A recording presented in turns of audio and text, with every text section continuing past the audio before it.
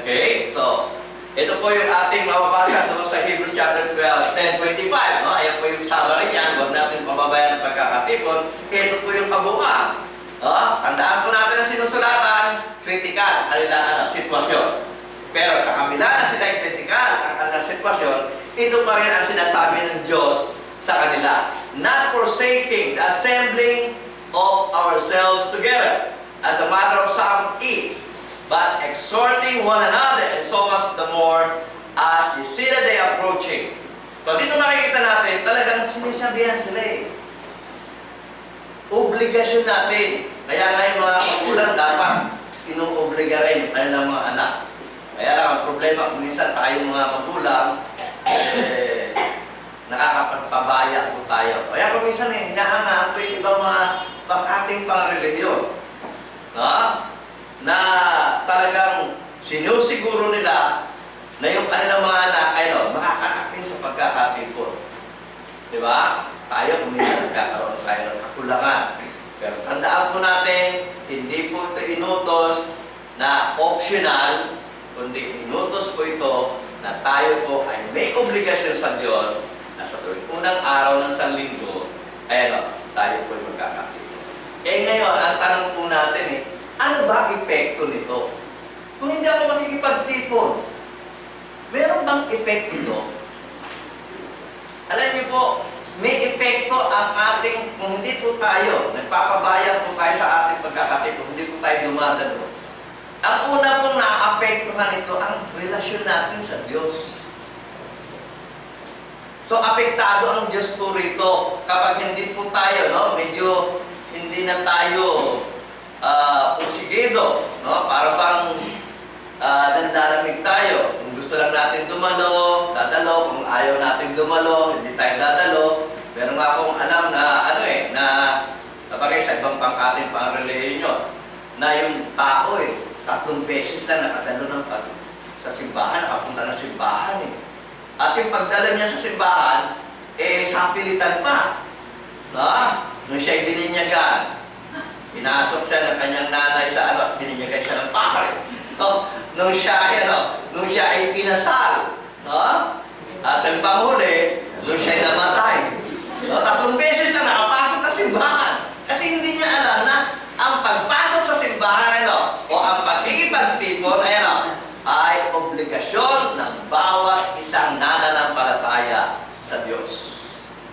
Kaya natutuwa ko, nung isang linggo, yung same faces na nakikita ko, na naandito pa rin ngayon. Kasi tayo, alam natin, ito ay obligasyon natin, ito ay kinakailangan. Kasi kung tayo ay manlalamig, kung tayo ay mawawala na sa pakikipagtipon, ang una pong maaapektuhan nito ay ang ating relasyon sa ating Panginoon. Ito, binasa po natin yung 10:25. Basahin natin ang mahaba-haba. At babasahin po natin sa Tagalog at babasahin po natin mula sa 25 hanggang 27. Ito po ang epekto nito sa ating Panginoon Diyos. At huwag kaliligtaan ang pagdalo sa ating pagkakatipon. Gaya ng ginagawa ng ilan. Kundi palakasin ang loob ng isa't isa. Lalo na ngayon, nakikita natin malapit na pagdating ng Panginoon. Kung matapos nating makilala at tanggapin ang katotohanan, ay magpapatuloy pa rin tayo sa pagkakasala, wala nang haing maihandog sa ikapagpapatawad ng ating kasalanan, wala nang natitira, kundi ang ngingilabot na paghihintay sa darating ang paghukom at ang nangangalit na apoy na tutupo sa mga kalaban ng Diyos. So ano nagiging resulta ng mga taong inuugali na yung hindi pakikipagtipon? Nagkakaroon siya ng yung kanyang relasyon sa Diyos nawawala, di ba? Unang-una, ito ay tinuturing ng Diyos ng pagsadya. Sinasadyang kasalanan ang hindi pakikipagtipon. At ito'y nangyayari na ang taong sinasadya niya ang pagkakasala dahil sa hindi siya nakikipagtipon. Ano nangyayari sa kanya? Meron ng kaabang na umaatol ang Diyos sa kanya. Nagiging kalaban siya ng Diyos. At nagiging kagalit siya ng Diyos. Akala natin yun? So yung pagpapabaya natin sa pagkakatipon, may epekto sa Diyos eh. Di ba?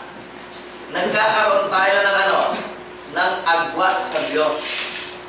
Dumarating ang panahon na tayo ay mawawala na sa ating pakikipagrelasyon sa Diyos at iintayin na lang natin ang paghukom upang tayo ay katulad ng Diyos sa nagniningas na asopre. O sinasabing dagat-dagatang apoy. So, yung iba, easy lang eh. Hindi nila naiisip, napakahalagang sa utos ng Diyos ito na tayo ay huwag liliban sa ating pagkakatipon. Dahil unang naapektuhan ang ating relasyon sa ating Panginoon.